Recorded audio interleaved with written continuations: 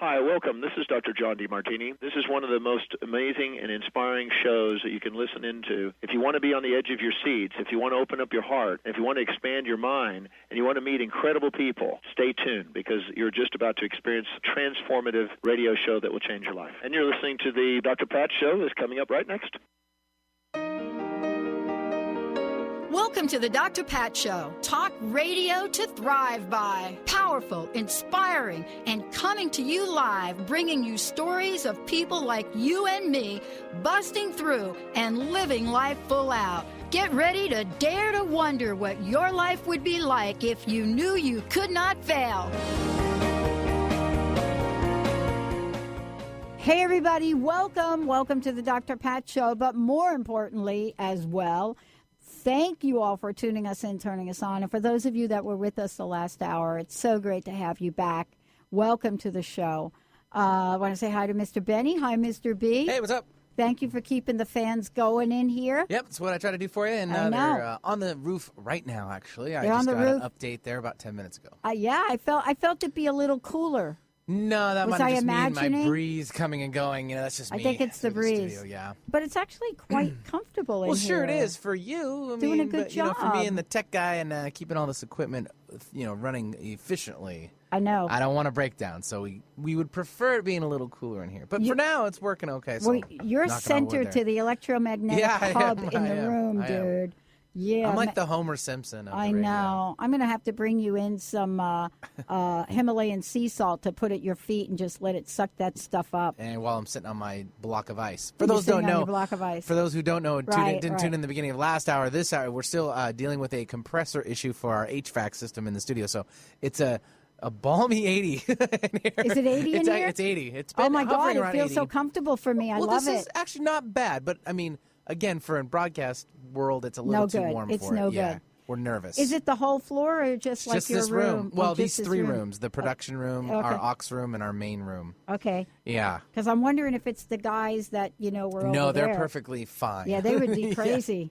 Yeah. Mr. I'm changing the temperature guy that would come in all the time. Oh, Steve. Well, actually, he and John Nixon, the other production director, they've switched studios. So actually, Nixon, who's in the one that Steve was in, he actually likes it right now. Okay. So it's all worked out for everybody. Yeah, it's trying to get that right temperature in life. Should you have it on 71, Benny? Should it be 72? Some people think it should be 70. That's why I just leave my socks off. It's the regulator. It's the regulator. Mm-hmm. Yeah, and not having any hair on and the not head. having any hair. Right. Yeah, and I'm really close to you. I have a little bit going on up here, but I'm telling you, I'm going to have to get some Rogaine or something for myself you up look there. Fine.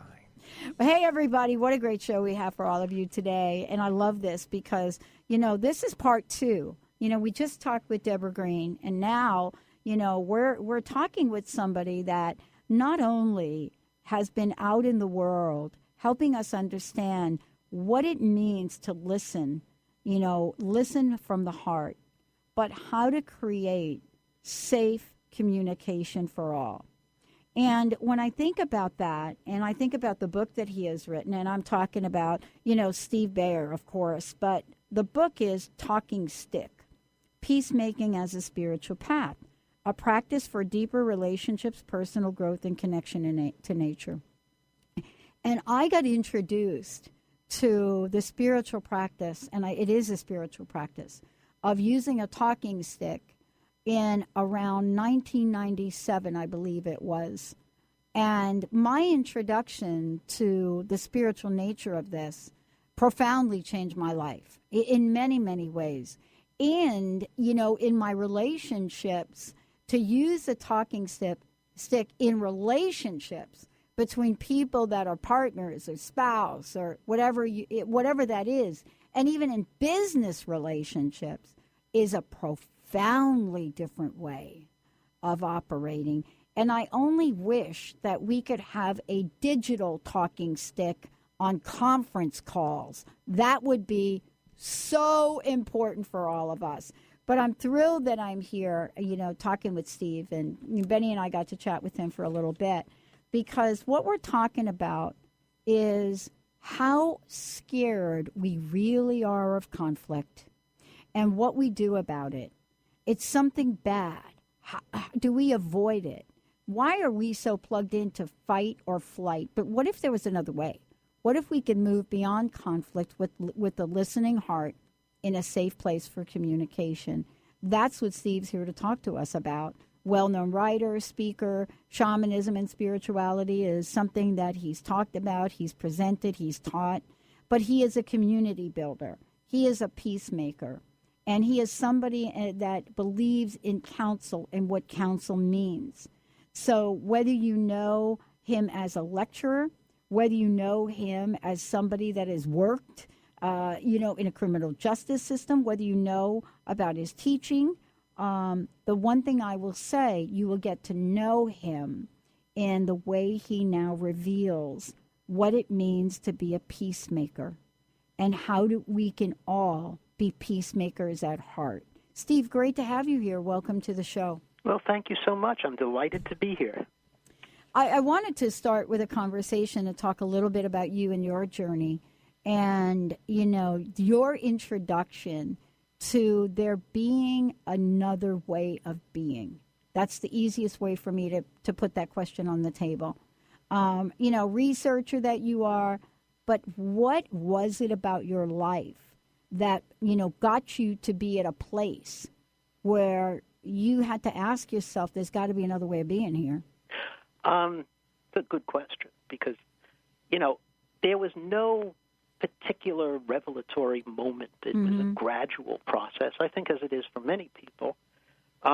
We often think about life as being a fairly straight path from one place to another. And then for a long time, I thought about life as being kind of series of circles or a spiral where it comes back to the beginning place, but from a different angle. But now, as I look back on my own life, and I'm 73 years old, I think of the metaphor of a rhizome, a network of roots that hold plants together. A grassy area is just one plant, and they're all interconnected by this network of roots. And I think life is like that. There's no one path. Everything is connected. And so I think it was a series of things. It was my interest in wilderness survival. It was my interest in the ways in which small groups of people interact in the wilderness. It was my interest in indigenous spirituality. It was my experiences as a litigator that led me slowly through a series of steps to developing my own ideas about how people can communicate and the meaning of sitting in circle together. And so for a number of years, I developed these ideas. I taught courses at Chicago State University on peacemaking and on the theory and practice of nonviolence. Mm-hmm. I had circles with groups of all kinds in schools and institutions and businesses and churches and intentional communities, and gradually came up with a series of interconnected ideas that I finally wrote down in this book about what it means to be fully human in terms of being in right relationship with each other, with the natural world, with trees, with rocks, with thunder, with stars, and being in right relationship with the spirits that fill the world, and being in right relationship with ourselves, all boil down to the same simple idea of speaking honestly from the heart and listening devoutly with the heart. In the book you use the term counsel, and many people may be familiar with what that means. And, those of us that have gotten to participate, in counsel, in circles and so forth, we have a sense of it. But I would love for you to share this because it really is a prominent dialogue that you have in the book, especially in the first part of the book.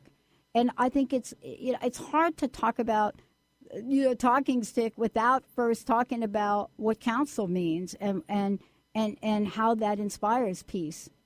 I think it's very easy to explain. It's very simple.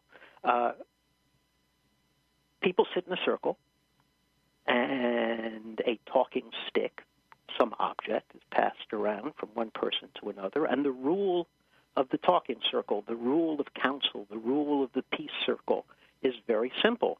Whoever holds the talking stick gets to speak, and everybody else listens. There are no challenges. There are no interruptions. Everybody gets to speak his or her truth with humility from the heart, and everyone else listens devoutly with their heart. And when the person who is holding the stick is finished, it gets passed on to the next person. And the effect is miraculous. Mm-hmm. I should add that the fact that it's simple doesn't mean it's easy. Right. I was just going to say. Because, as you know, we've been systematically taught in our culture not to listen to each other. Mm-hmm. Mm-hmm. You know, it's fascinating because I've participated in various circles, and I remember one time, which was really fascinating to me, because this was not something I was used to, and you and I talked about a woman that was my mentor, and Sidonia Cahill, and in my opinion, she rewrote the book on circles. As a matter of fact, she did write a book on ceremonial circles. Yes, as a matter of fact, I am walking over to my walking over to my bookshelf and pulling off The Ceremonial Circle by Sidonia Cahill and Joshua Halpern. Yes. Right on my shelf. Wonderful book. Wonderful book. Yes. And in working with her, you know, I got to understand the difference between you know, waiting and listening, right? Right. Listening as opposed to waiting to talk. I have heard Big difference. Well, I have heard it said that when in our culture, when two people are talking to each other, the one who is not talking is not listening but reloading. Exactly. And this is a funny story, I think. I remember engaging in a ceremonial circle back in Seattle when I came back, and you know, the woman that was leading the circle, if there is such a thing, had a timer. And I thought to myself, wow, this is going to be a new experience. You know, we get to pass the talking stick, but the minute you get the stick, the timer. And that was very different for me, Steve.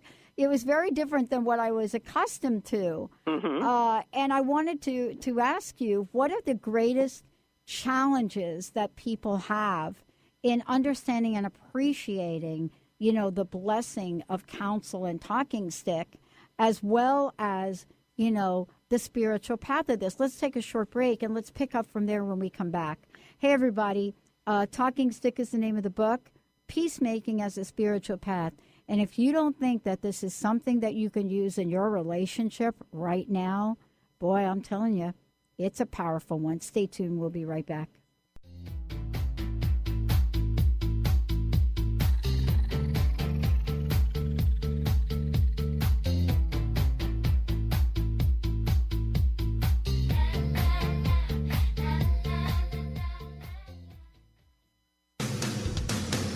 Transformation Talk Radio is dedicated to the education and awareness of Lyme disease. Hey, everybody. Welcome back to Lyme Talk Radio. I'm Dr. Pat, joined here by Dr. Nusheen Darvish. Dr. Pat Basili and Dr. Nusheen Darvish will be bringing the most innovative, groundbreaking information, research, treatment innovations, and stories from those it affects every day. I'm so excited to be talking about this. We have so much to share. Dr. Darvish and I are planning to do is connect the dots. People suffering with all sorts of chronic diseases, it's time. It is time for them to transform. Tune into Lyme Talk Radio and help keep our mission strong.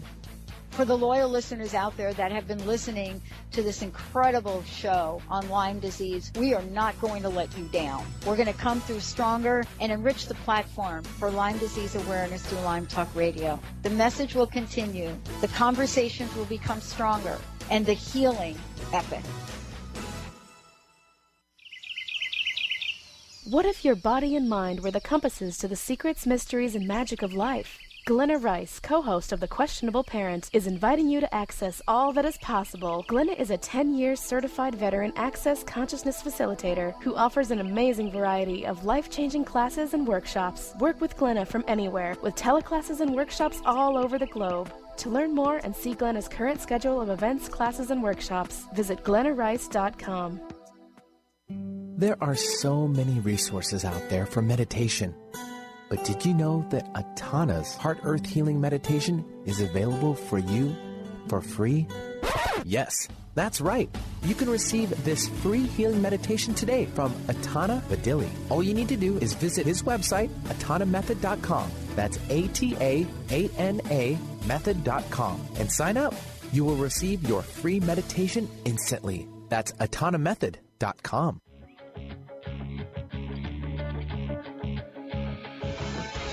Hi, this is Leslie Fontaine, and my show is Sheer Alchemy on TransformationTalkRadio.com. When we're bogged down with our emotions, the hardships that plague us in our relationships, at work, our finances, we literally can't see the higher plane where we could be operating from. Tune in to Leslie Fontaine, Sheer Alchemy on TransformationTalkRadio.com.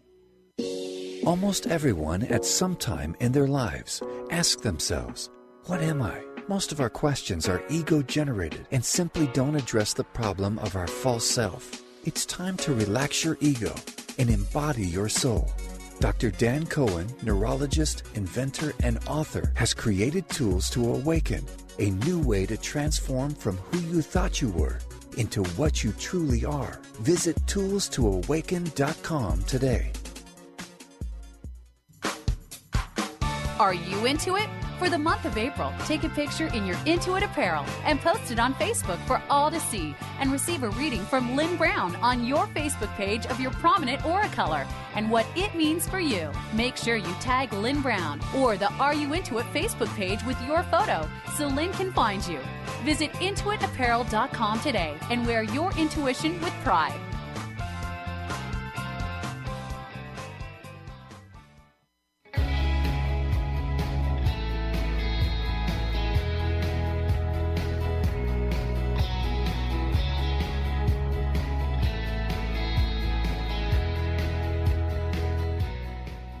Hey, everybody, welcome back. It's so great to have all of you tune us in and turn us on.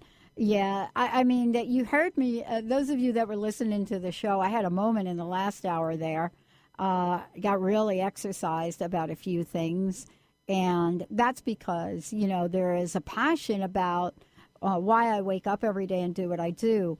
And I was talking to my very special guest today, Steve Bear, about Talking Stick, which is his book. And what I learned when my first introduction, Steve, as I was saying to you, to Talking Stick, Council, Ceremonial Circles, as you said, you went and pulled off a book from your shelf. And that book was written by a woman that I got to work with, Sidonia Cahill. And in 1997-ish, I got to go on this thing that we called a Vision Quest, and I knew nothing about it, and she told you nothing about it, except what you were to bring and what you were not to bring. And off you went. You went to her home in Sebastopol, California, and then you drove, for it had to be a good 8 hours, into this beautiful land and country, and ended up in the very high desert of California. And in a 10-day period, I went on the adventure of my life. I was never the same after. I found the book, Steve, and you'll like this. I found the journal that I was able to keep and write in of that experience. But I want to ask you about this because it's not just about a talking stick.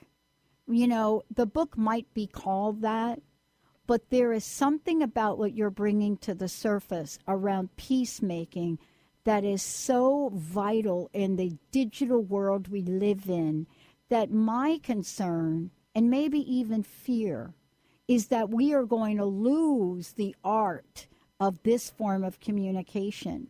So I would love for you to talk about the effect and the power of how Council and Talking Stick has been able to come to the forefront even today, how we're remembering it, but how so underused it is in the world and the possibilities. And thank you for the work that you do, Steve. Well, thank you. I think what was key to my thinking, and I think is in many ways special to the ideas I put out in Talking Stick, is that peacemaking is not simply mechanics of sitting in a circle or beginning with a ceremony or passing a talking stick, which are special to council or talking circles. I think whenever you enter into council, and this can be with a group of people, this can be with your life partner, this could be with your children, this could be with a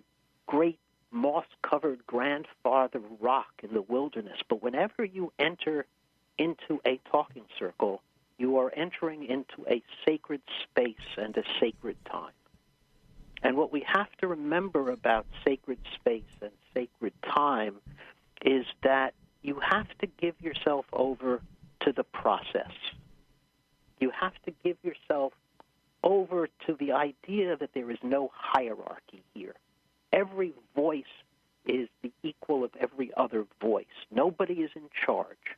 You have to give up ego. You have to give up control. You have to give up your need to be right and to acknowledge that spirit is speaking through everyone who holds the stick, even if you can't hear it at the time. And that if you open your heart and you just listen devoutly to everyone, when the stick comes to you, if you open your heart, spirit may speak through you if you just get out of the way. So I think it's really important to know that sitting in a circle creates a sacred space within which people have the courage to speak honestly because they know they are being listened to. And by starting and ending with a ceremony, you create a sacred time that has no purpose. It has no agenda. It has no goal. It may be nice if you craft an agreement or you come to a conclusion, but that's irrelevant to the idea that by sitting together in sacred space and sacred time, by some miraculous feature of human nature, relationships deepen. Yeah. And people become closer and hearts open. And that's what a talking circle is for, to open the heart. Yeah. And we were talking about the many, many uses and the many things that people, should know about this. And I think it's important for us to for many people to talk about it. For example, in the book, you talk about dealing with the anger of others, right? Yes. I think that is a really important, it's a really important concept. It's a really important idea, but it's also really important to understand this, especially when you're trying to create peace between, let's just call them for the moment, opposing parties, right? You and I talked about, and I think you said this, what would happen if we used council, circle, to bring together both the police force, right, people on the police force, and the people that are the survivors of victims of gun assault. And what would happen if we could bring that circle together? Well, and I really do believe you're on to something because, I wondered myself the other night when I saw the mothers up there. I thought, wow, are we going to have the police force here? And I just thought, what an opportunity that didn't happen. But perhaps we didn't have, they don't have your tool, right? Well, they do, they just don't know it. Right. Because I think sitting in circle and passing a talking stick is something that is deeply and profoundly human. Yeah, it is. Wherever you're from, whoever your ancestors are, they sat in circle and passed the talking stick. So I think it's part of human nature to do this. And I think you're absolutely right. Now, yeah, of course, there will be anger. There will be shouting. There will be venting. But the whole idea is that anger comes from an unmet need. That's why you get angry. You're being deprived of something you think you need to live, or you think you need to live. And what people need most of all in every situation of apparent conflict is to be heard. The police want to be heard. The mothers of victims of gun violence want to be heard. That the deepest need of somebody who has been harmed in any way is to tell that person's story. Yeah.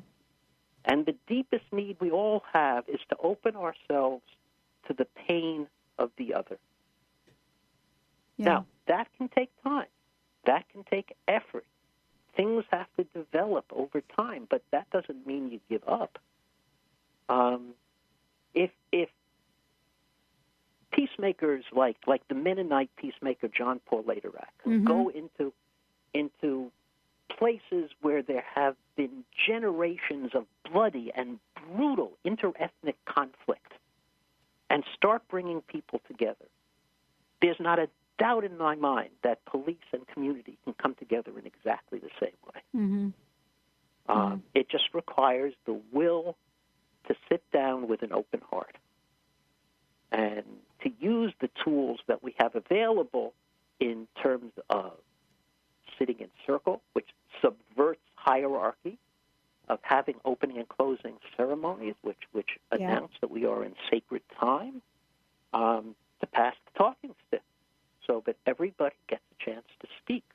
And the angriest or loudest or most aggressive people don't control the meeting. Yeah. I have to tell you, I knew I was going to interview you today. I knew we were going to be talking about this. But I want to discuss this when we come back from break. I was really struck by the roll call at the convention. And I want to tell you why I was struck by it. Because I remember thinking to myself, okay, never really, I didn't really quite understand how it was going to go. A lot of discussion around Senator Bernie Sanders. A lot of conversation about that. A lot of talk, the media hype stuff. Protests, this, that. But I'll tell you, after reading your book, I was, oh my God, this is a council. This is a council, and the microphone is the talking stick. And I thought, I don't know if I'm stretching here. Maybe when we come back, you can talk about it. Because I went through and I read your book about harms. I read about revenge. You know, I went on and read. But I have to tell you what happened to me was I am from the state of Washington, right? Yeah.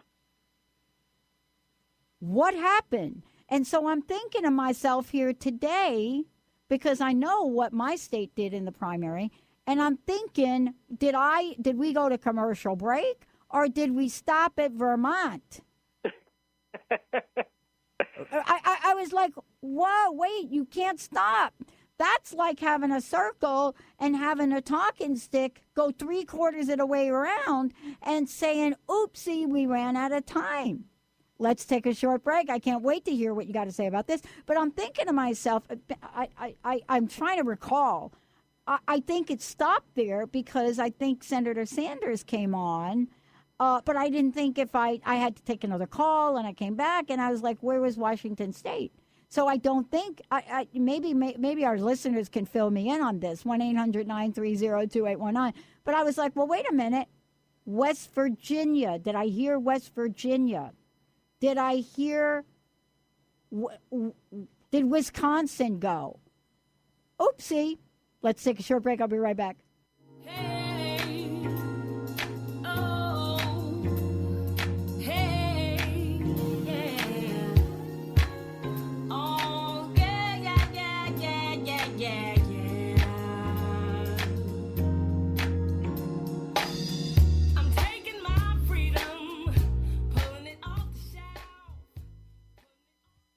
Chris Stanis is a spiritual leader and healer and teaches a course on how you can transform your life through a meditation and healing system that will manifest your spirit's dreams. She manifested the Women of Wisdom Conference, the Women of Wisdom book, and this radio show. And she can show you how to change your life too. Are you ready?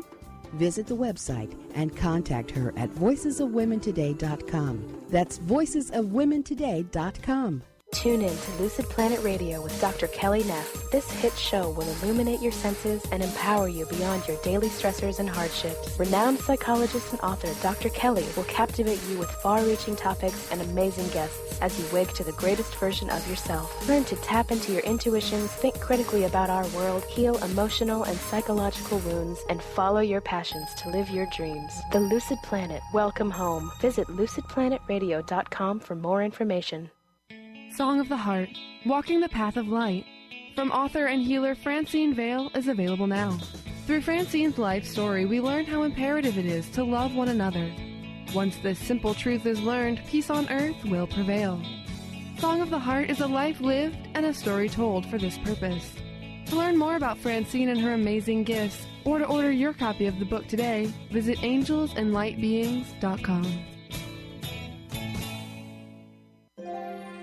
The Doctor is in. Tune in to the hit show, The Psychic Love Doctor, with host Deborah Lee. Deborah's life-affirming, highly perceptive reading method has taught Deborah how to zero in on specific problems with relationships, career pursuits, and current roadblocks to success and happiness. Join Deborah Fridays at 2 p.m. Pacific, and for a special broadcast the second Thursday of every month at 11 a.m. Pacific on TransformationTalkRadio.com. Hi, everyone. This is Dr. Pat. The ancient Inca root vegetable maca is world-renowned for its wide array of health benefits. As a family-run company of true maca specialists, the maca team's mission is to provide you with fresh, organic, premium-quality maca powders at a fair price. Amazing. All of the products are always organically grown, fair-traded, GMO-free, fresh, and potent.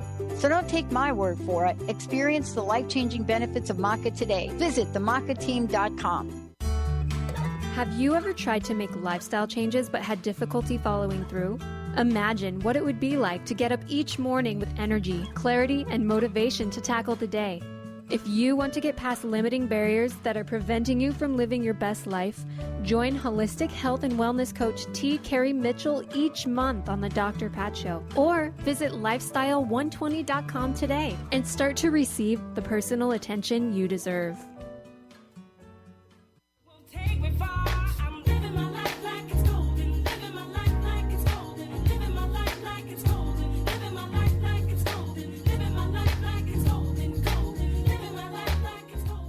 Hey, everybody, welcome back. It's so great to be connecting with all of you. And as I said before, I made a couple of statements before, and you guys are pinging me on it, and I want to give you an example. The statement that I made, that when I said that within 12 hours we can put up an entire network, as if the network looked like it has hundreds of hosts on it. And so thank you for your little ping on that. Yes, we do have an example, and we had two examples. We took one down. But yeah, you can go look and go to liferenewalnetwork.com, liferenewalnetwork.com. That platform was set up in 12 hours, in case those of you that wanted to know more about how we did that. I'm not the technician behind around this, but yeah, we do have that capability, and we're still not finished. The rest of you that wanted to know more about the network, transformationradio.fm, will give you a sneak preview on everything that's coming. And then certainly TransformationTalkRadio.com and the Dr. Pat Show also gives you a sneak peek. That's what we love, how to get the message out there. But we are going to pay it forward. You know, this is not about creating a network with 10 channels or 20 channels or whatever it's going to be.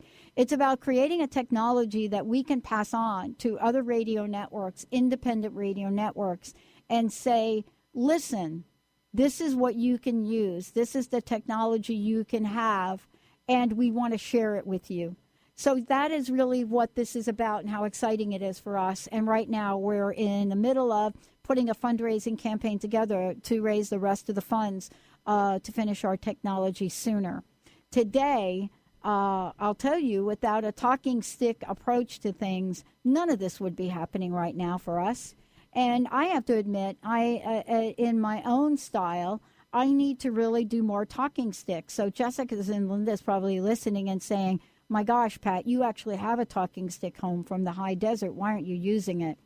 So, Steve, please, before we jump back into this conversation about counsel and conflict and anger and so forth, what is the best way for people to get a copy of your book, and how can they find out more about you? All right. The book is called Talking Stick, Peacemaking as a Spiritual Path.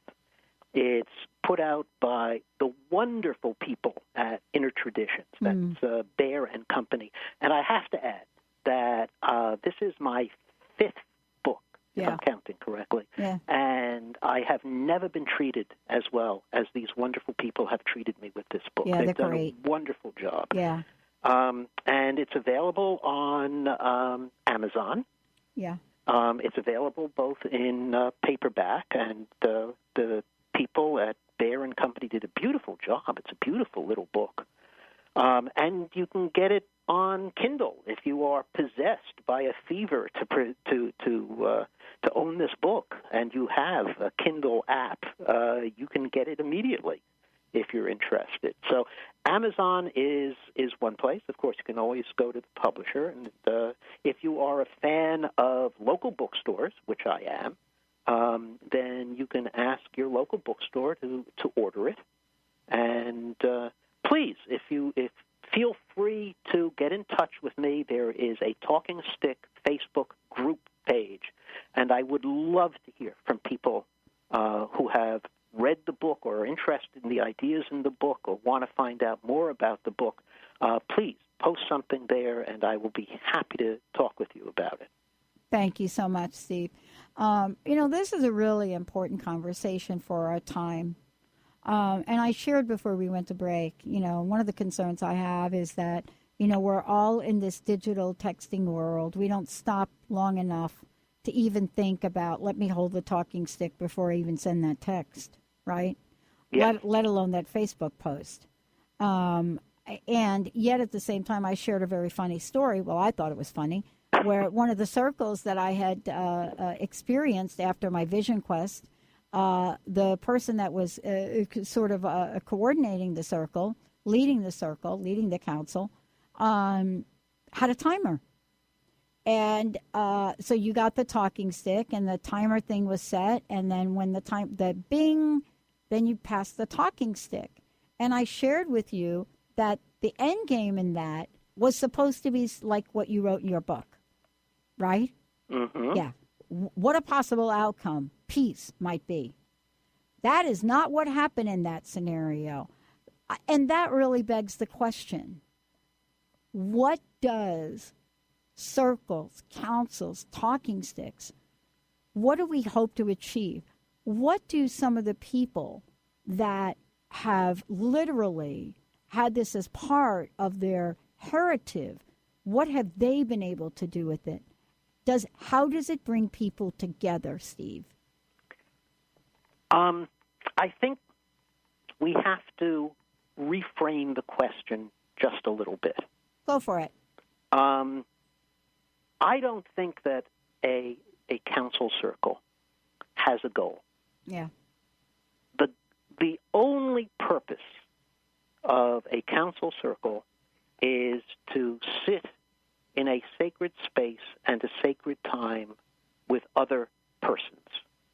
Now, a lot of the time those are human persons, but they could be other than human persons. They could be trees, they could be plants, they could be rocks, they could be animals, they could be thunder, they could be the spirits with whom we share our universe. You can be in a council circle with yourself. You can be in a council circle with your best self. You can be in a council circle with spirit, whatever you call spirit, the source, the creator, the one. Spirit with a capital S. You can have a talking circle with spirit. And so the idea is simply to to be in sacred time and space. You are accomplishing something just by sitting in circle and passing the stick around. You are accomplishing something just by passing the stick around, and somebody holds the stick to his or her heart and says, I am sad today. If you go in with an agenda, if you go in with a goal, if you go in with an idea of what you want to accomplish, then you are no longer in sacred time. And if the idea is to give up hierarchy, is to give up the idea that some people have voices that are more important than other people, then setting that timer is to create hierarchy. It's to subvert the sanctity of the time. Sometimes people take a while to open their hearts and tell their true stories. Sometimes people have to hold the stick in silence for a while. Sometimes people will talk around what they need to say. And we need to listen to all of that. All of that is the person's truth. The silence is the person's truth. The stumbling around trying to open his or her heart is that person's truth. And we have to listen to that. And you can't cut it off. And yes, you can get frustrated. And yes, you can want the person to get to the point. And yes, you want the person to start saying something. But every time you have that thought, what are you not doing? You're not listening. So it seems to me that the idea of the timer is exact. I wish I had that as an example in the book. Is a perfect example. There are lots of books about sitting in circle, and there are lots of organizations and churches and groups and camps and schools that say they are sitting in circle. But all they are doing is reproducing the same hierarchical structures that the circle is designed to escape from because they want to accomplish something. And if they don't accomplish it, they get frustrated. And you have to understand that what the circle is for is to sit in sacred space and sacred time with other persons, human or otherwise. And I think there is a point that I'd like to make sure your listeners carry away with them, and that's this. You don't need a physical talking stick. I talk in the book about carrying around with you an invisible talking stick. As a matter of fact, I think that what makes a peacemaker is the willingness to walk through life holding a talking stick. And you take this invisible talking stick and you hand it to your taxi driver. You hand it to the checkout person at the supermarket. You hand it to your child or your life partner. You hand it to an old grandfather tree. And you listen to their stories. And then when they're done, you take it back and hold it to your heart and speak honestly from your heart. And what happens is absolutely breathtaking. Yeah. People open up in ways you would never expect. Relationships that have been based for years on arguing and shouting and yelling and stomping up the steps suddenly become real relationships. And I think that is the power of the talking stick. That's the power of giving yourself over to the process. There is a wonderful Navajo word, Hongzhou. I'm sure you know it. It's usually translated as justice or beauty. Yeah, it's beauty. I love the word, by the way. Can you please say it again for our Hongzhou. listeners? Yeah, go ahead. If everything is in harmony, if the sacred plants are growing, if people and animals are in harmony, if the people are in harmony with each other, that is beauty. And I'm sure you and your listeners know the Navajo prayer, may you walk with beauty before you, may you walk with beauty behind you. Yeah. The goal of the talking circle, the goal of counsel, is to walk in beauty. Handing your invisible talking stick to everyone you meet. That's the goal. When I think about what you've said, I am taken back to several points in time in my life, Steve. And we're going to skip break because this is way too important to just not be able to talk with you about. Time goes by so quickly. And I'm reading your book. One of the things you talk about in the book is the invisible talking stick. And I want to talk about this because many people may be listening and thinking, well, wait a minute, what do I do? How do I get a talking stick? Now, I have to tell you, I have several talking sticks. One, of course, both of them actually, I made on my Vision Quest, out in the desert, 10 days, just water, sacred circle. I mean, I'm a girl from the Bronx, Steve. You get it? You understand how bizarre even me saying this to you is right here, right? Uh-huh. You know, my Plainfield High School reunion's coming up, and you think, what do you think when I start to talk about this to them? But when I think about it, and I think about how, you know, except for the days that we were totally alone, right, on our own sacred ground, as we came back to be in circle, and my life was never the change after that. As a matter of fact, Steve, I was in the middle of getting this doctorate, and I was studying broken promises, and when I was done, I was supposed to be then getting this big corporate job. I could not do it.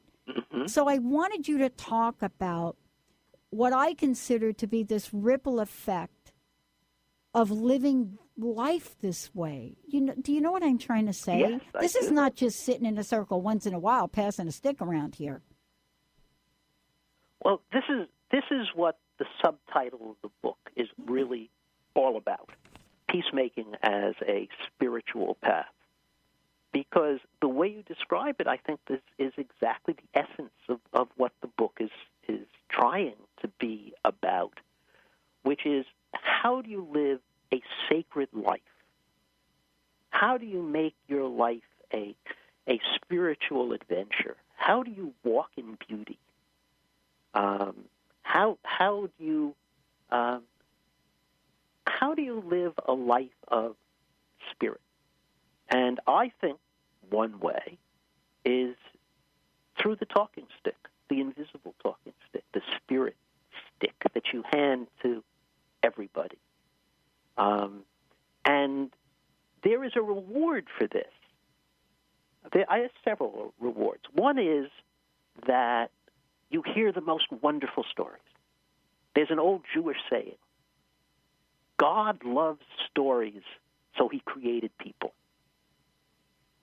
Everybody you meet is filled with the most marvelous stories. And you don't listen to people because they're interesting. They're interesting because you listen to them. Everybody is filled with stories. And so one of your rewards for handing the talking stick to people that you meet, or to plants or animals or rocks or trees, is that you get to hear the most wonderful stories. The second reward you get for this is that, amazingly, fear diminishes. Fear goes away when you walk in beauty. Because when you get right down to it, what are we really afraid of? We are afraid of having people take away from us our position, our ego, our dominance, our control, our sense of being righter or better or more moral or more knowledgeable than other people. Everything that hierarchy gives us, we are afraid of being taken away. So what happens when we give that up voluntarily? There's nothing to fear anymore because nobody can take anything away from us. And I think when we think about peacemaking as a spiritual path, I think those are some of the rewards that you get for giving up ego and carrying an invisible talking stick and trying every day to walk in beauty. I love that. I mean, I went on, by the way, in my life's journey to work with young people in a coming-of-age program in the Lakota traditions. Mm-hmm. And got to understand the power of, I call it a prayer, may you always walk in beauty, or oh great spirit. And there's something powerful that happens from these traditions that you did a beautiful job in the book really articulating, because it's hard, even for someone like me that has had the experience of it, for example, how that experience could alter the trajectory of my life, which it did. It's hard to explain that without, again, talking story. And yet, this world right now, we so need to be able to talk story. At least I believe we do. How have you been able to work with groups and communities and organizations, as well as individuals, to help them open the doorway to a path, perhaps let's call it less traveled?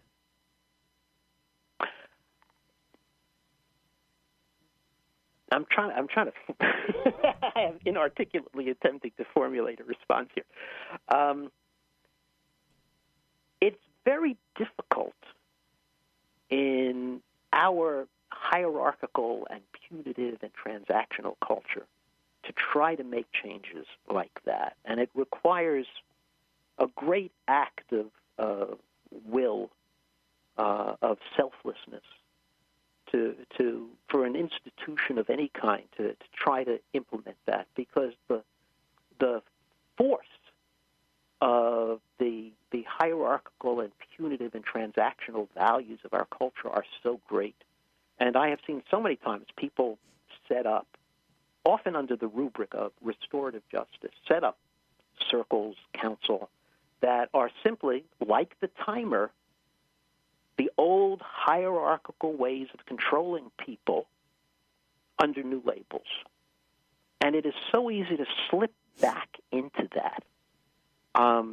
It is so easy to try to outsource this process to somebody else. There was one school here in Chicago where every year I would go for several years, and everybody there would, we'd do a 2-day or a 4-day workshop and work together trying to build the community and develop the tools that we could use. And finally, I guess it was the 3rd or 4th year, they said, "Would you come in?" And I said, "No." I said, "You know how to do this. You don't need me. I've been there before. You've got to do this yourself. You've got to commit to it and do it. Simply having me come in and sit in circle with you once a year is cosmetic only. It's not making fundamental changes in the way you run things." Right, exactly. And so I think, and I say this in the book, and I don't think it's a counsel of despair. I think it's a counsel of hope. Mm-hmm. Start small. Yeah. Start a little circle with some of your coworkers. Yep. Start with your family. Start with a few friends. Do it regularly. The example I give in the book is, suppose you want to write sonnets, and you're really committed to writing sonnets. The only way to learn how to write sonnets is to write lots of sonnets, and most of them are going to be pretty bad.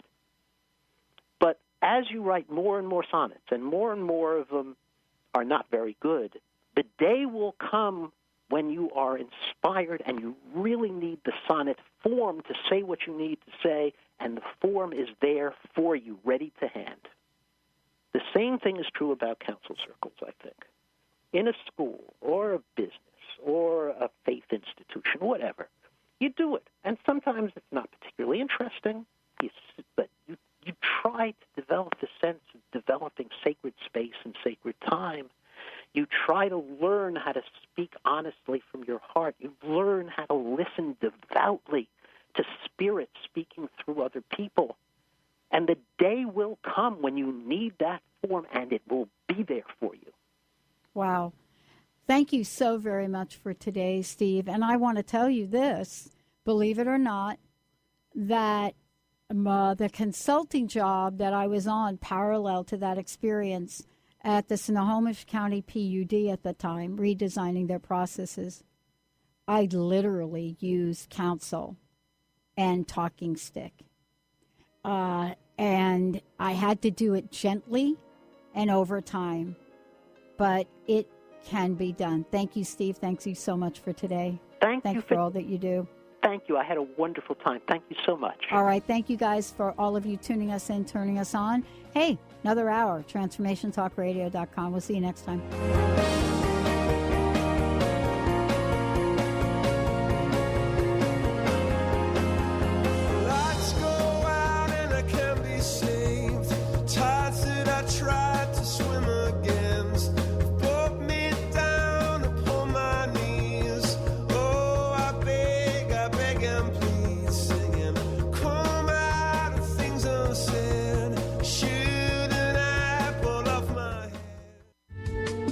Preceding audio was via a Skype call.